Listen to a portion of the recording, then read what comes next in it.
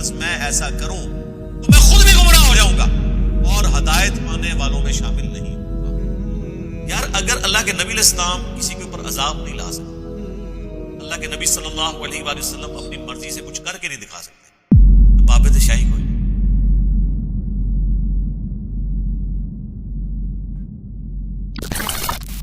قل انی نہیت ان اعبد الذین تدعون من دون اللہ، اے نبی تم فرماؤ کہ مجھے تو میرے رب کی طرف سے منع کر دیا گیا ہے کہ میں عبادت کروں ان کی جن کو تم اللہ کے سوا پکار رہے ہو۔ پکارنے کا لفظ ہے لیکن یہاں ترجمہ کر دیتے ہیں عبادت کر رہے ہو، تاکہ کسی کے دماغ میں نہ آئے یار نماز تو ہم واقعی اللہ کی پڑھتے ہیں، لیکن دعا کرنا بھی عبادت ہے۔ الدعاء والعبادہ، دعا ہی تو عبادت ہے۔ ابو داؤد اور نسائی کے اندر حدیث موجود ہے، ابن ماجہ کے اندر۔ مجھے میرے رب نے منع کر دیا ہے کہ میں ان ہستیوں کو پکاروں، ان سے سوال کروں، ان سے دعا کروں، تدعون من دون اللہ، جن کی تم عبادت بھی کر رہے ہو۔ تو کافر عبادت بھی کرتے تھے، دعا بھی کرتے تھے۔ مسلمان عبادت تو نہیں کرتے یعنی پوسچرز والی، لیکن دعا کر رہے ہیں، دعا بھی عبادت کی شکل ہے۔ ایاک نعبد و ایاک نستعین۔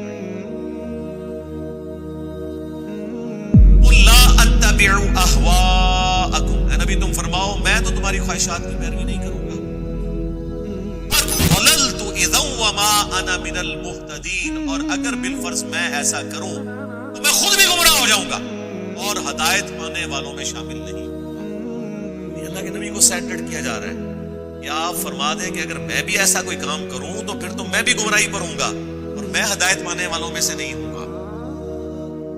قل انی علی بینۃ من ربی، اے نبی تم فرماؤ میں تو روشن دلیل پر ہوں اپنے رب کی طرف سے۔ وکذبتم بہ، اور تم نے جھٹلا دیا ہے مجھے۔ یعنی تم سے بڑا ظالم کون ہو سکتا ہے کہ جو اللہ کے پیغمبر کو جھٹلا دے۔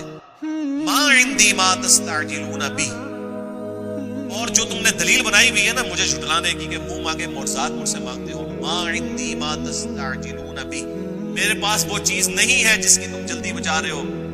کہتے تھے 13 سال ہو گئے ہیں تمہاری دھمکیاں سنتے ہوئے، لے آؤ نا وہ عذاب کی طرح، کیونکہ یہ مکی دور میں آخر میں صورت نازل ہوئی۔ تو میرے پاس تو وہ اختیار ہی نہیں کہ میں عذاب لے کر آؤں، وہ تو اللہ نے اپنی ڈیسٹنی میں مقرر کیا تھا نا کہ عذاب جو ہے وہ قتال کی شکل میں غزوہ بدر، احد، خندق میں مسلط ہونا ہے ان کے اوپر۔ اللہ کے نبی کو تو نہیں پتا تھا کہ مستقبل میں کیسے عذاب آئے گا۔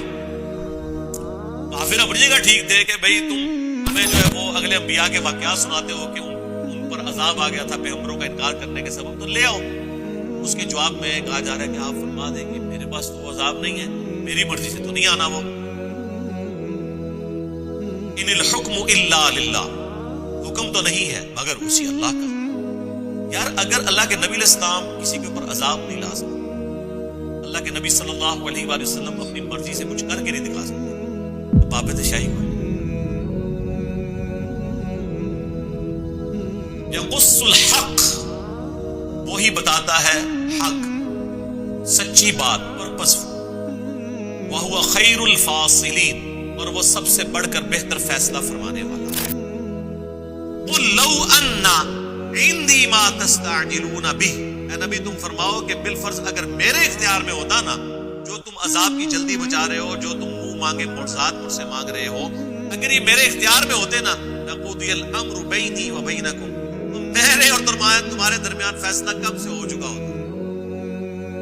ذرا انسان جو ہے نا اس کا وہ صبر، وہ ٹیمپرامنٹ تو نہیں ہو سکتا نا جو خالق ہے۔ اللہ کے نبی علیہ السلام بعض اوقات حیثیت انسان آپ کے دل میں بھی خیال آتا تھا کہ کیوں نہیں اللہ تعالیٰ معجزات کو دکھا دیتا۔ سورہ بنی اسرائیل میں آیا کہ اے نبی قریب تھا کہ آپ بھی ان کی طرف جھک جاتے اگر ہم آپ کو تھام نہ لیتے، آپ بھی ان کی خواہش کی پیروی کر لیتے، کوئی کمپرومائز کو درمیان کا راستہ۔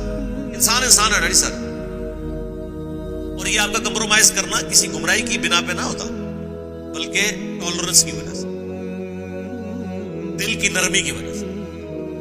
اور اگر ایسا ہو جاتا تو ہم آپ کو دنیا کی زندگی میں بھی دگنا عذاب دیتے اور آخرت کی زندگی میں بھی، اور آپ کو اللہ کے عذاب سے بچانے والا کوئی نہ ہوتا۔ سورہ بنی اسرائیل کی آیات ہے۔ یہاں پہ اللہ ہمارا اے نبی تم فرماؤ اگر میرے اوپر ہوتا نا تو میں کب سے تمہارا فیصلہ تمام کر دیتا۔ اچھا یہاں پہ کیا ہو رہا ہے؟ یہاں الٹ ہمیں بتایا گیا، یہاں میں بتایا جاتا ہے کہ اللہ تو تلا ہوا ہے لوگوں کو عذاب دینے میں، اللہ کے نبی ہمیں بچا رہے ہیں۔ یہ کہنا سوکھا ہے، جو بندہ میدان میں اترا ہوتا ہے نا اس کی تکلیف کا اندازہ صرف وہی کر سکتا ہے۔ قرآن تو یہ کہہ رہا ہے کہ اگر اللہ کے نبی کے اوپر یہ بات ہوتی نا کہ عذاب ان کے اختیار میں ہوتا تو کب کا تم نبی فرما دو کہ میں تو تمہارا پٹھا کھول کر بیٹھا ہوتا، جاؤ دباؤ جہنم میں جاؤ اگر بات نہیں مان رہے ہو۔ یہ تو اللہ ہے جو ڈھیل دے رہا ہے کہ ابھی کچھ اور اس میں سے نچوڑ لیا جائے، کچھ اور لوگ اسلام میں داخل ہو جائیں۔ اگر مجھے بتائیں مکی دور کے اندر عذاب الہی آ جاتا تو حضرت خالد بن ولید مسلمان ہوتے؟ وہ تو صلح حدیبیہ کے بعد مسلمان ہوئے، اور جو لوگ فتح مکہ پہ مسلمان ہوئے وہ بالکل ہی مسلمان نہ ہوتے۔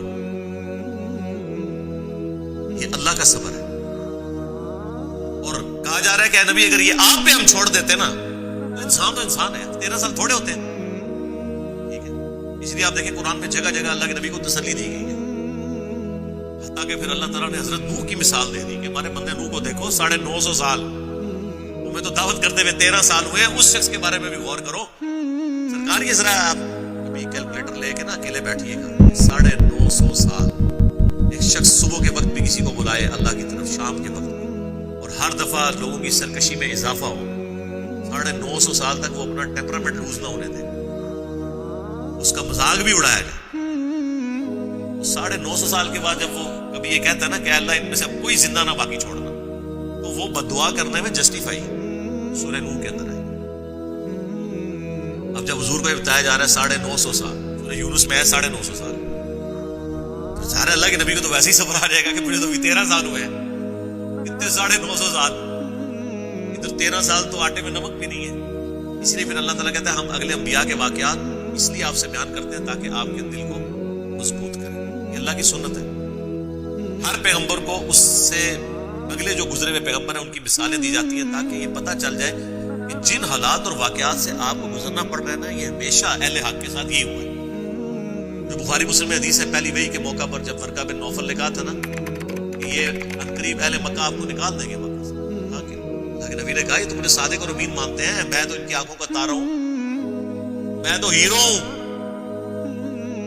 انہوں نے کہا آپ سے پہلے جس نے بھی توحید کی بات کی ہے اس کے ساتھ اس کی قوم نے یہی کی۔ یہ دعوت ہی نہیں کوڑی ہے، یہ میٹھی میٹھی بات نہیں ہے۔ اگر یہ میٹھی دعوت ہوتی نا تو انبیاء سے لوگ قبول کر لیتے۔ شیطان کے مقابلے پہ کھڑا ہونا ایسے شخص کے لیے کہ جس کا عقیدے کا ذائقہ شیطان نے خراب کر دیا ہو، اس کو جب آپ توحید کی بات کریں گے اسے کڑوی لگے گی، کیونکہ بیمار آدمی کو تو اس کا منہ کا ذائقہ خراب ہوتا ہے، البتہ جب وہ ٹھیک ہو جائے توحید سے زیادہ میٹھی چیز کوئی نہیں ہے۔ لیکن یہ صرف اس کے لیے جسے سمجھ آئے، جسے سمجھ نہ آئے تو توحید سے زیادہ کڑوی چیز کوئی۔ پھر چاشنی اس کی ایسی ہے کہ انسان جان دے دیتا ہے لیکن توحید نہیں چھوڑتا۔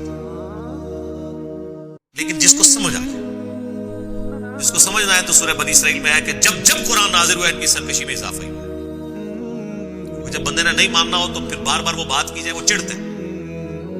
یعنی جو بابوں کو پکار رہے ہیں اگر آپ ان کو کہ صرف اللہ سے مانگنا ہے، اللہ کے سوا کسی سے نہیں مانگنا، آپ اس کا راگ لاؤ، حالانکہ اللہ کو بھی وہ مانتا ہو، ایک وقت آئے گا وہ چڑھ